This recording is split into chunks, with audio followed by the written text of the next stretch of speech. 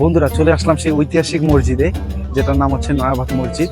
এই মসজিদ নির্মাণ করার জন্য এক হিন্দু রাজা জমি দান করেছিলেন, এবং এই মসজিদ যারা নির্মাণ করেছেন তারা এদেশে এসেছিলেন মন্দির নির্মাণ করতে। স্থানীয় জনশ্রুতি অনুসারে দিনাজপুরের তৎকালীন শাসক জমিদার প্রাণনাথ রায় তার শেষ বয়সে কান্তনগর মন্দিরের নির্মাণ কাজ শুরু করেন। আর এই মন্দির নির্মাণ করার জন্য সুদূর পারস্য থেকে নির্মাণ কারিগর আনেন। কারিগরদের সবাই ছিলেন মুসলমান ও ধর্মপ্রিয়। মন্দির নির্মাণ কাজে এসেও ভুলেনি নিজ ধর্ম পালন করতে। নির্মাণকালীন সময় মন্দিরের পাশেই খোলা আকাশের নিচে নামাজ আদায় করতেন তারা।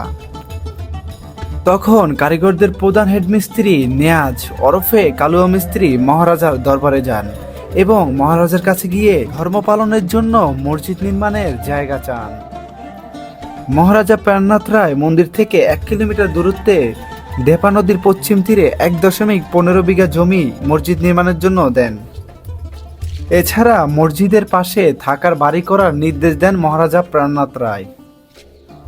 পরবর্তীতে মন্দিরের কাজ শেষ হলে কালুয়া মিস্ত্রির নেতৃত্বে আসা মিস্ত্রিরা ফিরে যান নিজ দেশে।